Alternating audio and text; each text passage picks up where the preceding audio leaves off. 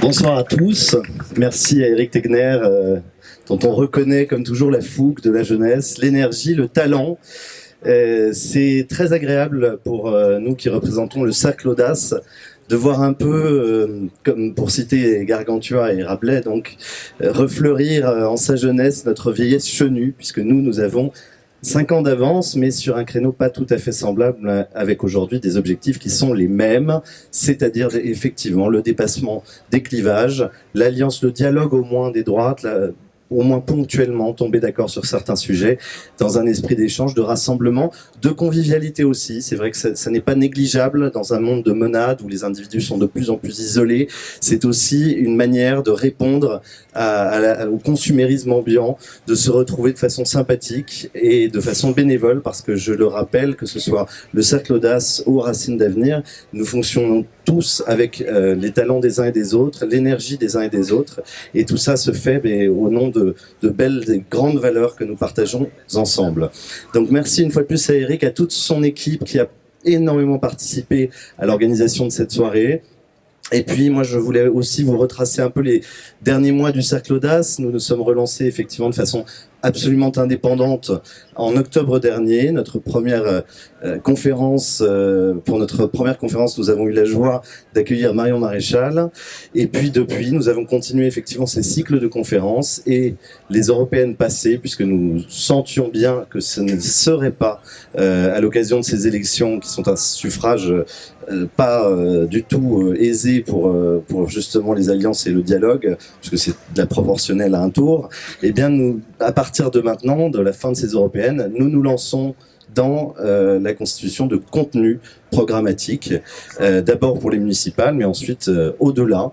Nous n'avons pas, j'allais dire, d'incarnation à laquelle nous adresser. Nous attendons pour cela. Cela émergera plus tard, mais nous avons décidé qu'il fallait commencer à travailler dès maintenant. Je vais vous parler un petit peu de Notre-Dame. Une fois n'est pas coutume, je vais m'appuyer sur un petit papier parce que c'est un sujet assez émouvant. Je pense que de la même façon que pour le référendum ADP, il va falloir rester très mobilisé et très sensible à ce sujet. On se souvient tous, je pense, de ce 15 avril 2019 où nous avons vu ces poutres éclater, ces vitraux en morceaux, cette flèche qui est descendu, c'était tragique pour tous. Je pense qu'on a vu tous beaucoup de larmes dans les yeux des uns et des autres. J'étais moi-même très ému, je me suis précipité ici sur les quais de Seine, c'était comme un adieu. C'était un moment très dur, je pense, pour tous. Et puis on a assisté à tout un peuple parisien, tout un peuple de France qui s'est senti orphelin, qui a retrouvé son identité catholique.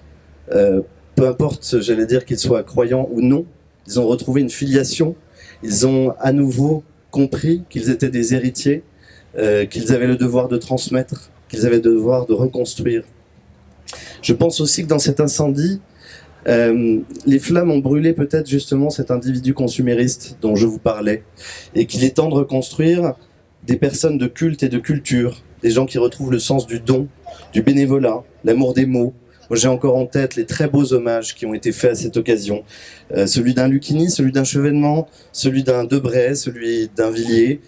Tous se sont retrouvés, amoureux de la France. Et en fait, c'est cette France qui a pleuré devant les tours de Notre-Dame, qui a pleuré devant sa flèche effondrée, que j'ai envie de rassembler, que nous avons envie de rassembler, que nos associations cherchent à rassembler, et que je pense nous avons tous au cœur ici.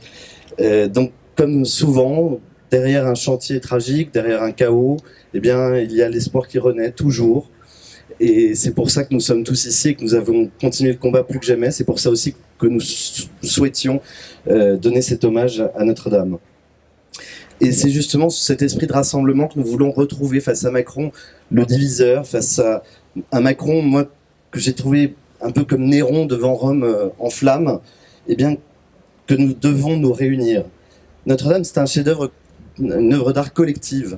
C'est justement l'association d'artisans de tout corps de métier. Et il n'y a pas de signature à Notre-Dame, il n'y a pas un architecte qui va poser sa patte et se vanter ensuite d'avoir construit telle flèche en verre ou tel jardin suspendu. C'est une magnifique œuvre commune, un bien commun, pas seulement français d'ailleurs, mais aujourd'hui de l'humanité entière. Et je pense que c'était le carrefour du monde connu, c'est devenu le carrefour de la France émue. Notre-Dame doit être reconstruite dans la sérénité nationale. Elle doit être reconstruite à l'identique, par à nouveau tous les corps de métier possibles, tous les artisans possibles. Et il est nécessaire de se battre dès aujourd'hui. Sachez-le tout de même, j'en profite parce que peu le savent, et c'est une source malheureusement très sûre. Pour le moment, tous les travaux qui ont été réalisés pour maintenir l'état de Notre-Dame, pour éviter que s'effondrent ses tours et ses parois et sa voûte, tous les travaux ont été avancés uniquement par le diocèse.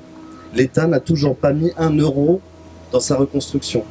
Quand je dis qu'il faut être vigilant sur ce sujet, c'est essentiel. Ce drame, en fait, a permis d'ouvrir les yeux aussi sur les fractures françaises. On en parle trop peu. Il y a une fracture qu'on oublie, justement, c'est la fracture culturelle. Pendant qu'on donne beaucoup d'argent à l'emballement des monuments, je pense à Christo, bien on oublie bien sûr l'entretien des églises. Le ministère de la Culture devrait se souvenir qu'il doit avant tout être un ministère de la préservation du patrimoine. Derrière, j'allais dire, cette négligence, cette mauvaise répartition des richesses à l'intérieur du ministère de la Culture, il y a un problème de répartition géographique. L'Express titrait récemment, si vous l'avez suivi, sur l'effroyable gouffre qui existe entre les franciliens qui bénéficient de 139 € par an de budget culturel et tout le reste de la population française, donc la France de province, on n'aime plus ce mot, mais moi je le trouve très beau, qui ne bénéficie que de 15 €. Alors il est certainement facile pour des bobos parisiens qui ont tant d'écart de richesse culturelle et tant de budget et tant d'assistanat culturel de mépriser effectivement les gilets jaunes, les gens dont ils se moquent de l'ignorance ou de l'inculture quand on bénéficie de tels avantages. C'est un sujet aussi essentiel, l'égalité de tous devant l'accès aussi bien aux services publics mais également à la culture. Nous sommes appelés justement à colmater ce genre de fracture. Nous pensons que la première étape, c'est le rassemblement des droites, mais ça n'est qu'une étape. Avec le Cercle Audace, avec Racines d'Avenir, nous travaillerons bien sûr ce sujet et nous allons donc, comme je vous l'ai dit, préparer des propositions courageuses pour les années à venir. Alors en parlant de fracture, nous avons un invité ce soir qui justement a été un des premiers à comprendre ces fractures françaises qui se sont tant accentuées depuis. Il a commencé par travailler avec Charles Pasqua et Philippe Séguin. Je pense qu'on peut le définir, même si les étiquettes sont toujours dangereuses et qu'on s'en méfie et que l'oreille se dresse dès qu'on cherche à donner une définition simple. Et comme gaulliste social, il a été l'un des inspirateurs de la campagne de Chirac en 95 sur la fracture française, justement la fracture sociale, pardon. Et puis l'encre de la victoire de Nicolas Sarkozy en 2007, pardon. Cette encre de la victoire qui a permis à un homme de droite, justement, à parler à tous les Français. C'est grâce à Henri Guénaud, c'est vrai, à cette façon d'avoir ressuscité le souvenir de Jaurès auprès du peuple de droite que Sarkozy a pris cette ampleur qui lui a permis d'être élu largement en 2007. Très exigeant, peu soucieux de plaire, on se souvient de quelques-unes de vos interventions. Il vient de publier, Henri Guénaud, un livre poignant, et je vous invite tous à vous le procurer. Ils veulent tuer l'Occident. Vous y rappelez que la civilisation meurt davantage de la trahison de ses élites que d'une mise en concurrence que l'on peut assez facilement finalement rattraper. Mais cher Henri Guénaud, je ne veux rien déflorer de plus de votre livre et je vous demande de prendre la parole et je vous remercie de la prendre pour nous expliquer justement votre vision de la civilisation européenne. Merci Henri Guénaud. Bon, d'abord, merci Eric, merci Pierre-Louis pour cette invitation. Très content de me retrouver parmi vous. Nous ne sommes pas toujours d'accord sur tout, mais je crois que nous avons quand même beaucoup de choses à nous dire. Et voilà, je trouvais que c'était bien de venir ce soir sur ce thème de la civilisation. Je ne voulais pas vous parler de l'union des droites et des stratégies politiques. D'abord parce que ces histoires d'union, d'appareils, de partis, ça m'intéresse plus beaucoup. Et je pense que c'est pas par là qu'il faut prendre les problèmes. Voilà, il faut prendre des problèmes avec beaucoup plus de hauteur, ou si vous préférez de profondeur. Donc voilà, le thème de mon intervention, c'est la civilisation. Et donc c'est pas la cuisine partisane. D'ailleurs, voyez où elle mène. On a maintenant sur la scène politique, il faut dire que des ordres comme on n'en a jamais vu, et un parti quand même très innovant. hein, le Parti des Républicains. Il avait déjà inventé, il y a quelques années, le parti avec 2 groupes parlementaires. Maintenant, il a inventé le parti où les militants sont dans l'opposition et les élus dans la majorité. Bon, je pense que c'est assez intéressant comme figure politique, ça restera longtemps dans les manuels de sciences politiques. Donc tout ça, c'est quand même l'écume des vagues. Le vrai problème, c'est que ce parti, d'ailleurs, comme les autres, est incapable de comprendre ce qui est en train de nous arriver. Voilà. Incapable de comprendre les causes de tout ce qui se passe, que ce soit les gilets jaunes, mais je dirais que c'est presque un épiphénomène, mais les causes de la crise de nos démocraties, et pas que la démocratie française, de toutes les démocraties européennes, et, pardon de cette obsession, de toutes les démocraties occidentales. Crise des démocraties, crise de la politique, crise de l'économie, crise de la finance, crise de la culture.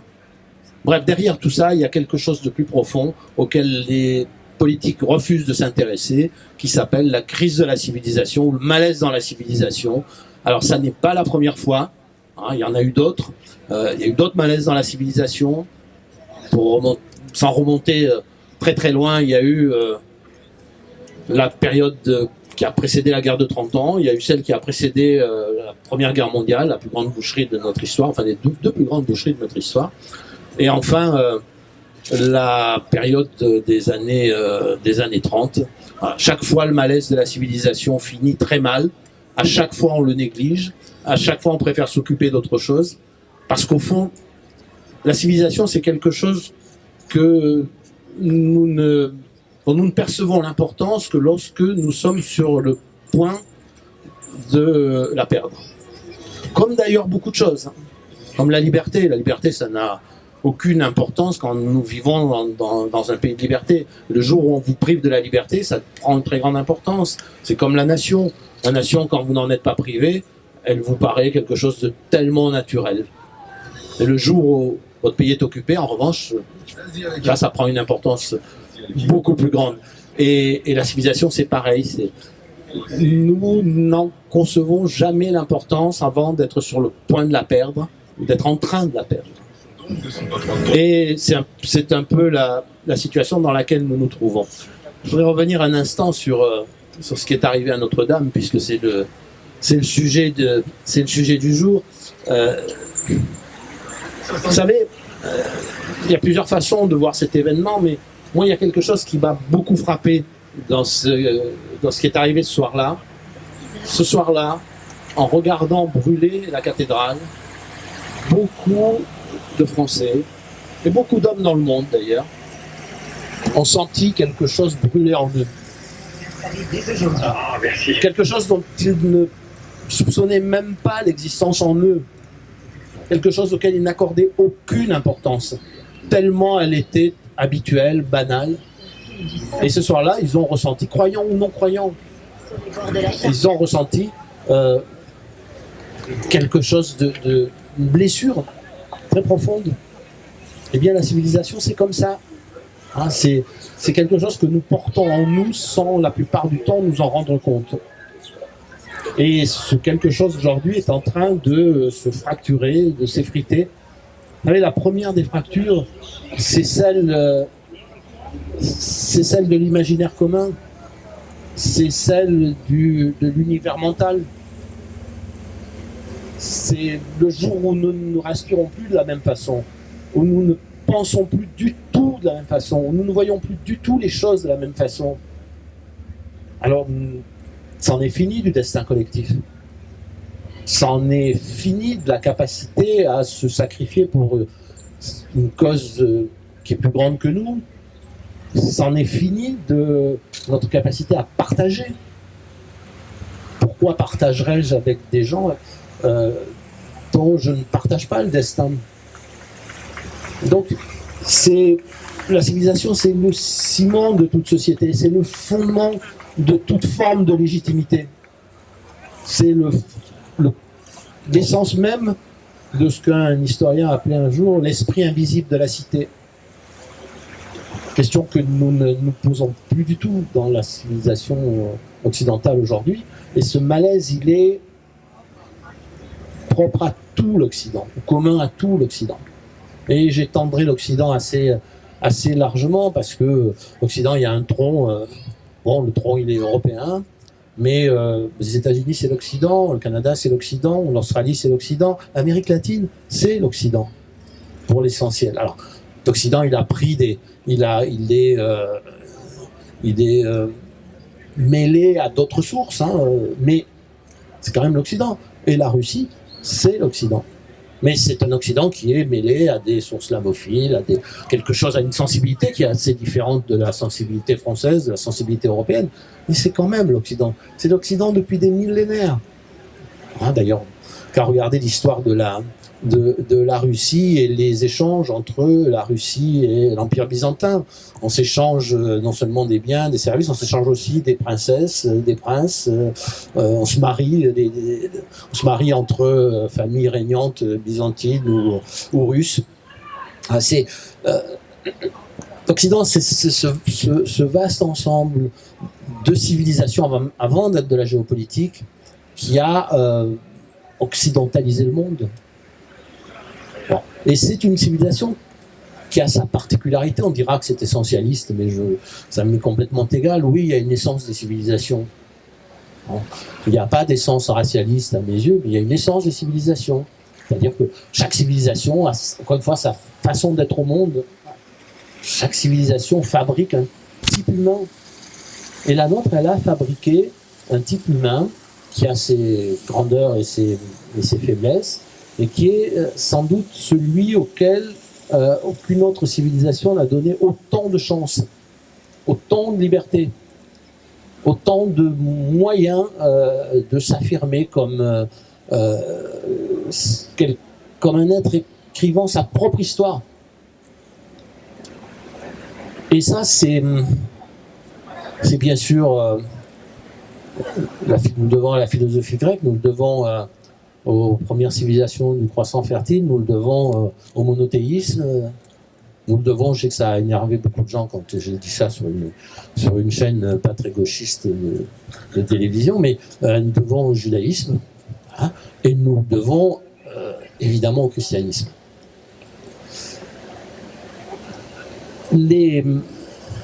Cette civilisation, en général, on n'en parlait plus depuis longtemps, hein, c'était un mot banni du langage à la fois intellectuel, politique.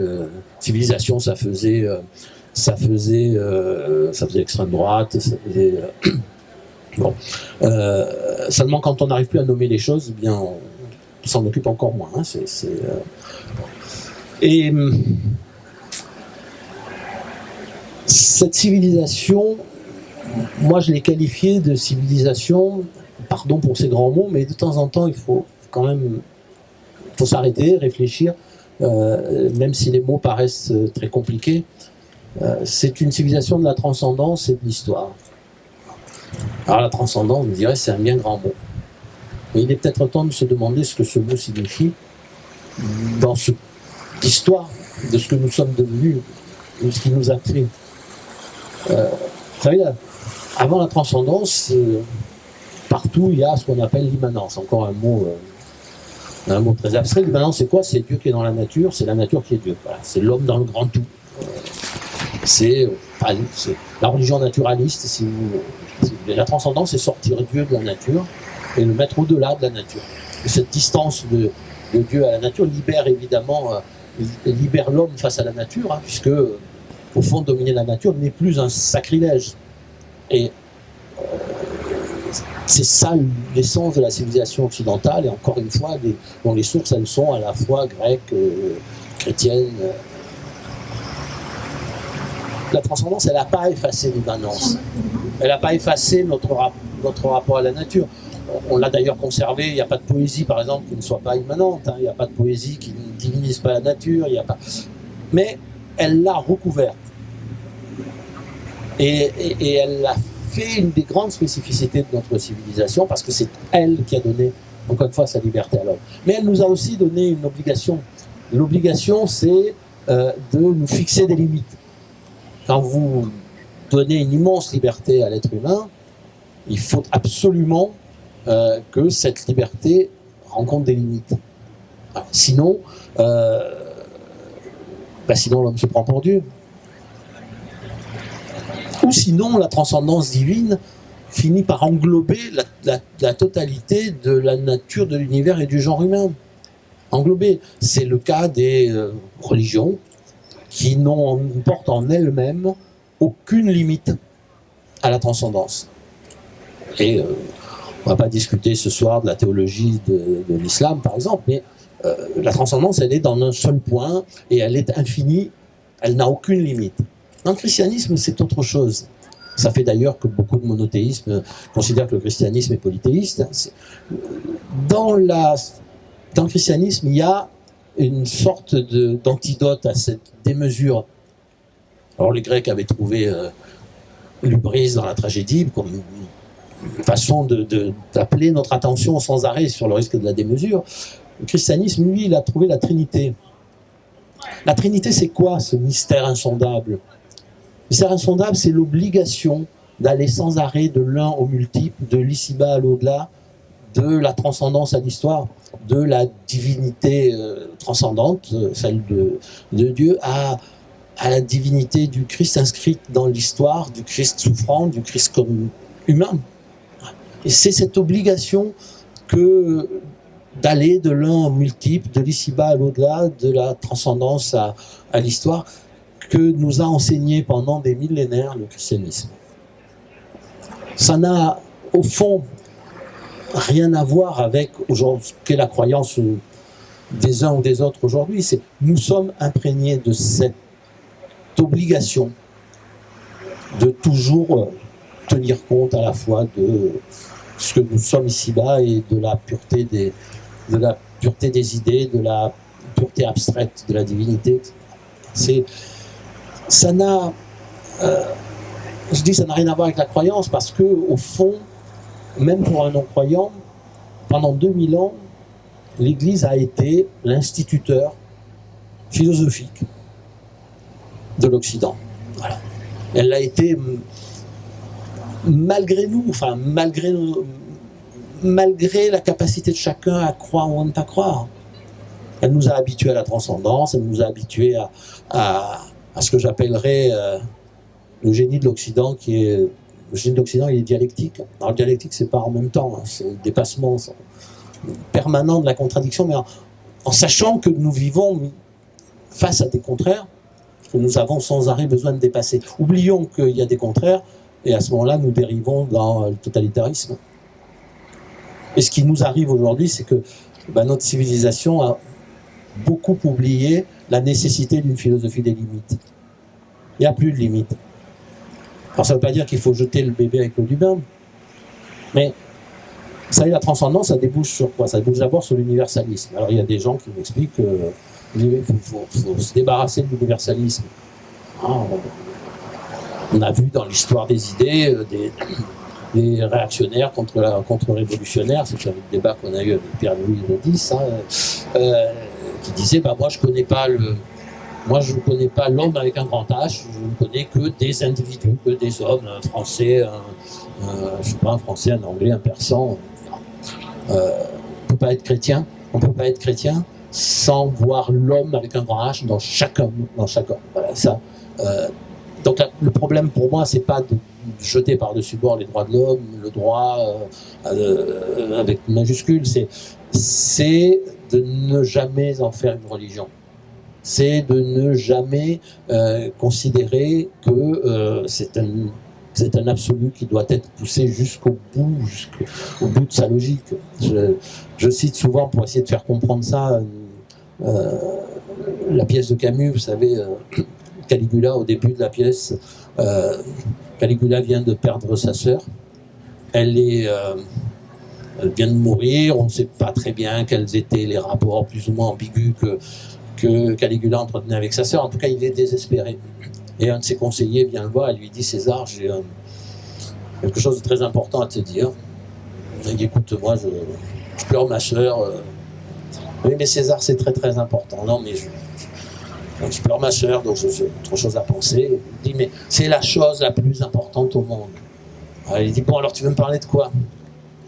Je veux te parler du trésor, César. Ah, le trésor. On s'y croirait. Hein. Et il dit, il faut de l'argent, c'est ça? Oui, c'est ça. Il dit, ah, bah, j'ai une idée. On va demander à chaque citoyen de l'Empire d'établir un testament en faveur de l'État. Et puis comme il faut trouver des recettes de façon régulière, eh bien chaque année, nous en tirerons au sort un certain nombre et nous les exécuterons. Comme ça, leurs biens reviendront à l'État. Le conseiller est horrifié, mais Caligula, il dit, mais je comprends pas, tu m'as bien dit que c'était la chose la plus importante au monde, c'est plus important que la vie humaine. Et il dit, ben, vous savez, maintenant nous allons vivre selon la logique. Vous allez voir, ça va être dur. Vous voyez, la logique, c'est quelque chose de magnifique, c'est quelque chose, on a le sentiment qu'il faut la pousser toujours plus loin, la logique. C'est pas méchant, la logique. C'est beau, la logique. C'est sans doute ce qu'il y a de plus beau dans les capacités de l'esprit humain. Eh bien, même la logique, si vous la poussez jusqu'au bout de sa logique, jusqu'à ses extrêmes, elle devient mortifère. Elle devient dangereuse. Et finalement, l'antidote de tout ça aussi, c'est le refus de confondre la raison et la foi, la croyance et le savoir. Et peut-être qu'on a oublié les grandes leçons philosophiques, encore une fois, plus encore peut-être que religieuses, d'un Saint Augustin. Vous savez, il y a la cité de Dieu, et puis il y a la cité des hommes. Le jour où vous voulez faire rentrer la cité des hommes dans la cité de Dieu, vous vous préparez de grands malheurs et de grandes souffrances. Le jour où vous voulez, je saute quelques étapes du raisonnement, mais le jour où vous voulez faire entrer le monde d'ici-bas dans l'idée pure de la concurrence, croyez-moi, vous faites beaucoup de dégâts. Le jour où vous faites rentrer toutes les sociétés dans l'idée pure, quasiment religieuse des droits de l'homme, vous faites beaucoup de dégâts. Le jour où vous voulez faire entrer la démocratie d'ici-bas dans une religion de la démocratie, vous vous préparez de très grandes déconvenues. C'est-à-dire que, au fond, si vous confondez la croyance et le savoir, la foi et la raison, vous finissez par oublier que le monde ici-bas est imparfait, que les hommes sont imparfaits, que les hommes ont des sentiments, des passions, qu'ils souffrent.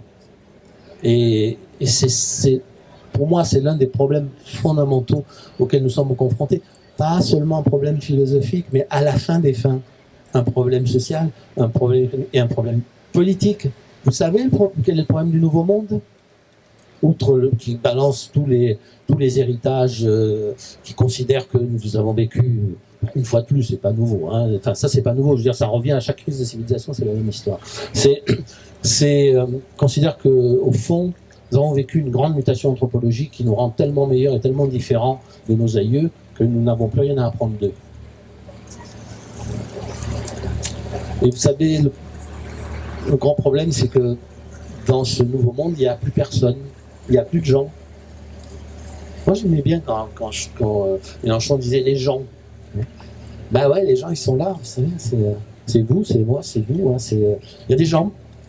Ah, il y a des gens, ils vivent, respirent, et ils ont des sentiments, et ils éprouvent quelque chose. Hein, et vous ne pouvez pas les faire indéfiniment souffrir sans qu'un jour, tout ça finisse dans une très grande violence. Parce que tout ça nous amène à quoi ? Ça nous amène à tuer dans l'homme ce qu'il y a de civilisé, ou en tout cas à l'affaiblir tellement qu'il ne reste plus que ce qu'il y a de sauvage dans l'homme. Chaque fois que vous tuez ce qu'il y a de civilisé dans l'homme, ben vous avez le sauvage, la sauvagerie. Voilà, regardez la guerre de 30 ans. Encore une fois, pour reprendre ces trois exemples, hein. Regardez la guerre de 30 ans, regardez la Première Guerre mondiale. C'est un miracle qu'à chaque fois, au bord du gouffre, tout le monde ne soit pas devenu sauvage. Qu'à chaque fois, au bord du gouffre, une part d'humanité est criée dans un petit nombre d'hommes, au moins, mais suffisamment fort pour que nous ne redevenions pas tous des bêtes sauvages. Et que la sauvagerie ne dévore pas tout. Elle a quand même fait beaucoup de dégâts. Hein. Et parce que s'il y a beaucoup de choses qui changent, il y en a une qui ne change pas beaucoup, c'est la nature de l'homme. Ce que je voudrais vous dire, c'est que la politique qui ne voit pas derrière la crise du politique, derrière la crise de la démocratie, derrière la crise des sociétés, derrière la crise économique, le malaise dans la civilisation, la politique qui ne veut pas réfléchir à ça, qui pense que ces problèmes n'ont aucune importance. Et pardon Pierre-Louis, mais non, il ne faut pas commencer par les programmes. Jamais. Jamais. Et surtout pas dans les périodes où nous sommes. Voilà. Et même pas le projet. Le projet, ça vient après. D'abord porter un diagnostic sur la nature du malaise auquel nous sommes confrontés. Et une fois qu'on est conscient de cela, qu'on a fait partager cela, alors on peut se lancer dans des projets, des programmes. Mais soyons clairs, un programme, ça ne peut être que l'adaptation aux circonstances d'une vraie pensée, d'un vrai diagnostic sur l'état de la société, sur ce qui nous atteint profondément. C'est pas ça. Et le programme, si les circonstances changent, le programme il va changer. En revanche, ce que vous pensez de la société, l'idée que vous faites de l'homme, l'idée que vous faites de ce qui est bien, de ce qui est mal, de ce qui est beau, de ce qui est juste, ça ne va pas changer.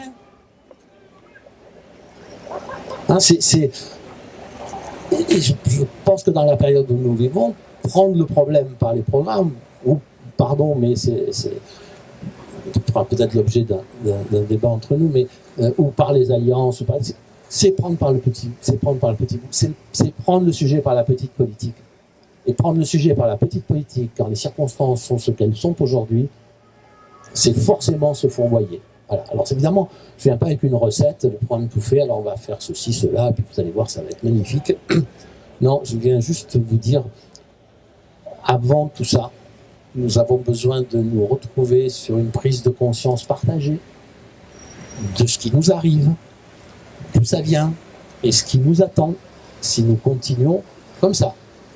Et ce qui nous attend, croyez-moi, regardez l'histoire, celle qui soi-disant nous apprend rien, l'histoire des hommes, l'histoire de nos civilisations. Ce qui nous attend, c'est assez terrible si nous continuons ainsi. Oui, il y a un rapport entre les années 30 et aujourd'hui. Le rapport, c'est pas le camp du bien, le camp du mal. Non, le rapport, c'est le malaise très profond qui est dans l'homme au moment des années 30, qui est la superposition, le produit de la crise économique, sociale terrible, et puis de cette faute énorme qui a été le malheur aux vaincus après la Première Guerre mondiale. Vous savez, c'est pas le nazisme qui s'est imposé à l'Allemagne, c'est la société allemande qui a appelé le nazisme du plus profond d'elle-même parce qu'elle n'avait plus d'autre façon d'exprimer ses souffrances et ses douleurs que cette violence extrême, cette sauvagerie. Et c'est ça qui nous attend. Alors ça, personne ne sait à l'avance quel nom cela aura, quel visage cela aura. Personne ne savait que ce malheur terrible aurait le visage de la guerre de 30 ans ou celui de la guerre de 14, a fortiori celui de la Seconde Guerre mondiale. Personne ne pouvait connaître à l'avance ni le visage d'Hitler, ni celui de Lénine. Enfin, voilà. Mais le malheur, lui, il est là, il prend des visages différents. N'allons pas le réveiller une fois de plus. C'est ce que nous sommes, à mon sens, vraiment, vraiment en train de faire.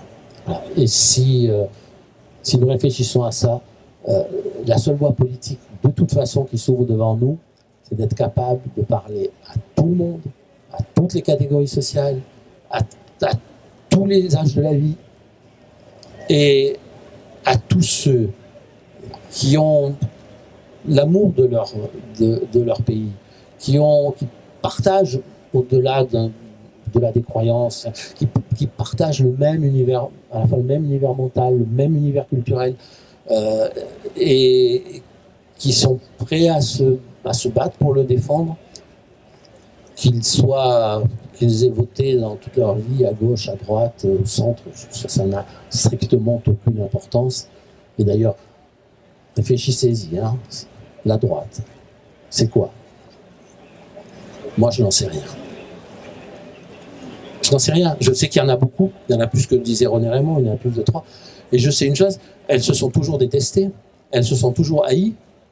Et au fond, entre la droite orléaniste, la droite de l'argent, et puis la droite légitimiste, réactionnaire ou conservateur, il n'y a rien de commun. Alors parfois il y a des synthèses bizarres comme le néoconservatisme américain, mais sinon il n'y a rien de commun. Donc pourquoi donner le même nom et faire de ce nom un espèce de drapeau, de signe de ralliement? Voilà, moi je me sens plus proche de la conception de la nation de Jean-Pierre Chevènement que de la conception de la nation de certains de mes anciens amis qui sont au bord des portes de la majorité aujourd'hui. Hein, je ne citerai pas de nom, mais vous savez, quand j'étais chez les Républicains, quand on abordait le problème par exemple de la finance et qu'on osait une critique sur la finance, il y a toujours un type qui se levait, toujours le même d'ailleurs, qui disait scandaleux, on n'est pas des gauchistes, hein, on peut pas critiquer la finance. Ben moi, ça, c'est pas ma famille politique. Voilà. Hein, il y a aujourd'hui, j'entends des gens, je ne dis pas mon ancienne famille politique parce qu'il n'y a plus de famille politique, mais enfin, chez les LR ou qui viennent juste d'en partir ou qui sont frères, qui me disent, mais nous on est libéraux, hein, donc ADP, il ne faut pas s'opposer à la privatisation d'ADP. Pas ma famille politique. Voilà. Il y a des gens, moi j'ai vu des gens expliquer dans des débats sur l'école que le problème de l'école c'est l'employabilité. Ben non, le problème de l'école c'est d'abord de former un type humain, voilà, c'est l'employabilité ça vient après, pardon, enfin et c'est pas ma famille politique, l'utilitarisme c'est pas ma famille politique. Voilà. La marchandisation de l'homme et de la femme, c'est pas ma famille politique. Parce que c'est pas ma famille de pensée. Mais des gens qui peuvent partager cette pensée, quelle que soit leur attache partisane, leur etc., il y en a beaucoup en France. Et ils ne sont pas forcément dans une petite boîte. C'est dans des séries de petites boîtes qu'on se partage. C'est pas ça la politique. Surtout pas aujourd'hui. Hein, la politique, elle ressemble plus à... vous savez, il n'y a pas longtemps, on a célébré les Glières. Très intéressant, les Glières. Le patron du maquis, c'est un officier français catholique, pratiquant. Dans le maquis, il y a des républicains espagnols, il y a des communistes, des chasseurs alpins sans attache partisane. Voilà. Et il arrive à faire communier, je dis bien communier, à tous ces gens, à leur fabriquer une âme commune. Et ça, c'est magnifique. Ça, évidemment, ça n'arrive que dans des circonstances extrêmes, peut-être. Mais qu'est-ce que c'est beau dans ces circonstances extrêmes. Peut-être qu'on pourrait réfléchir à l'idée que les circonstances, elles ne sont pas si loin. Les circonstances extrêmes ne sont pas si loin. Voilà. Juste, c'est mon but ce soir, c'était pas de vous apporter des recettes, c'est même pas de vous faire plaisir, c'est pas de vous plaire, c'était juste de réveiller en vous une petite envie de réfléchir au caractère dramatique de la situation que nous vivons et de vous souvenir que nous avons déjà, nous je dis, nous ceux qui nous ont précédés, ceux qui partagent la même histoire, au fond, qui ont partagé cette histoire, l'histoire d'une civilisation,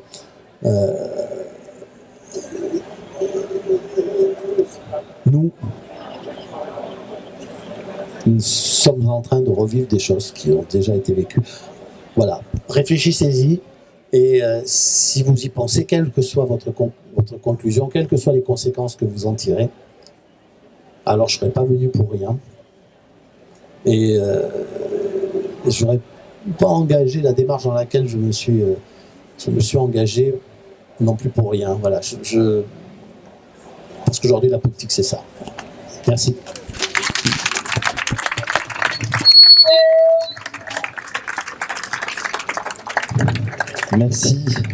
Merci Henri Guénaud. Merci pour ce diagnostic à la fois beau et tragique. Merci pour ces mises en garde. Je pense que chacun les a entendues, a saisi leur gravité. Merci aussi pour votre appel à laisser communier la rose et le réséda Et souvenons-nous dans ce moment du Te Deum de 1944, qui peut-être a été cette image sous Notre-Dame d'une France qui se réunissait. Bien sûr. Pardon, mais ça me donne envie de rajouter quelques mots. Le premier, c'est un souvenir.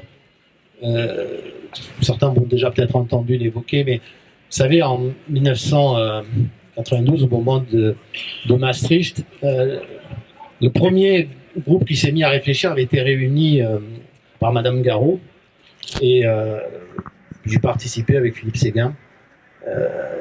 Et ce groupe a produit le premier argumentaire anti-maastrichtien, on s'appelait de la France en particulier, de l'Europe en général. Et le jour où il a été publié, Mme Garot avait organisé une conférence de presse. Et il y avait parmi nous des gens de diverses sensibilités. Il y avait notamment un homme politique, on peut dire, si ça a un sens pour vous, très très à droite, vraiment pour ne pas faire plus anticommuniste, il s'appelait Alain Griottret, pour ceux qui s'en souviennent. Et un journaliste se lève et dit « Monsieur Griottret, ça ne vous gêne pas d'être dans le même camp que les communistes ?» Parce que les communistes disaient non aussi. Et Griottret, il dit « Mon jeune ami, Alain Griottret, j'étais dans la résistance. Le jour où nous avons vu les communistes arriver, nous avons été très contents de les voir arriver. » Alors ça ne veut pas dire qu'on oublie le pacte germano-soviétique et tout ce que vous voulez, mais voilà. Et ça, vous voyez, de la part d'un homme comme Griottret, c'était quelque chose de très précieux, voilà, par rapport au type qui se levait, là, pensait enfin avoir trouvé le point à enfoncer, mis en avant les contradictions terribles. Voilà, ça c'était ma première remarque.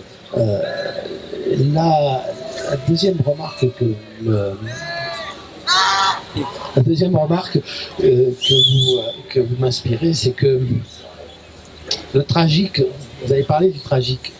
Le tragique, oui. Vous savez, c'est là aussi des particularités de la civilisation occidentale. Vous savez, la conscience du tragique, la conscience que l'histoire est tragique, la conscience que la condition humaine est tragique, c'est une particularité de la civilisation occidentale et c'est la contrepartie de l'immense liberté qu'elle donne à l'homme, qui évidemment s'accompagne d'une immense angoisse. Que quand vous écrivez votre propre histoire, forcément, vous êtes en permanence confronté à l'angoisse du choix. Et la tragédie, c'est pas du tout quelque chose qu'il faut rejeter. Au contraire, hein, la conscience du tragique. Et cette conscience du tragique, on est en train de l'effacer. C'est pas pour rien d'ailleurs. J'y réfléchirai à être opposé, que la tragédie naît à peu près en même temps et au même endroit que ce que nous appelons la politique. Hein, c'est-à-dire dans la Grèce du 4e, 5e siècle. Et donc le tragique, c'est vraiment ce que nous devons garder à l'esprit, non comme un repoussoir, non comme quelque chose de scandaleux dans l'existence humaine, mais quelque chose qui est inhérent à la liberté humaine. Et aujourd'hui, c'est quelque chose dans lequel on fuit sans arrêt. Vous n'êtes pas d'accord avec quelqu'un, il vous répond « Oui, mais ça, c'est scientifique. » Ah, bah si c'est scientifique, il n'y a plus de tragique, hein, vous n'avez plus besoin de... Hein,